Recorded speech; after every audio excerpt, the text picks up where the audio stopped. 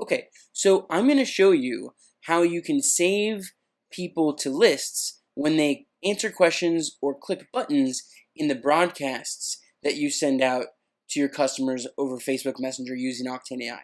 And so in this example here, so this is really, really easy. So this example here, we're sending out a subscription broadcast, and we're just sending out a message that's going to go out to all of our customers where we're going to send them this GIF, and it's just going to say, are you just starting out with yoga or have you been doing it for a while? We may have some valuable yoga tips for you.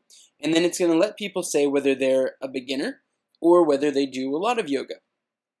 And if they select that they're a beginner, then we're going to send them beginner tips. And if they say they do a lot of yoga, then we're going to send them expert yoga tips.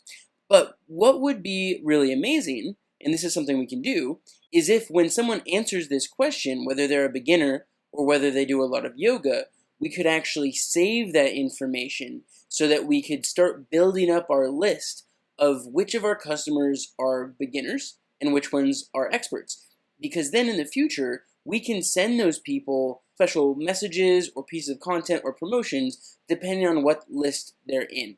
And so the way we do that is we would just click this little icon to the right, and we could write in here yoga beginners.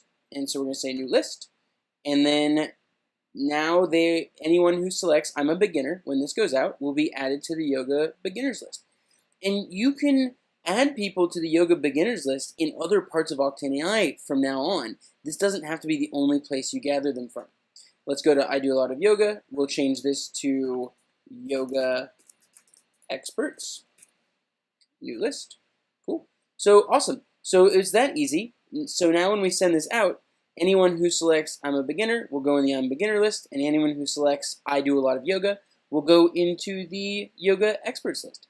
Now, you can get really creative with the types of questions that you want to ask. And depending on what type of business you have, there's probably lots of different types of questions you want to ask. So for a beauty company, you might want to know what type of skin does someone have? Is it oily? Is it wrinkly? If you're a swimsuit company, maybe you want to know what someone's size is, or what their favorite color is, or what their favorite style is. So you can get really creative with this.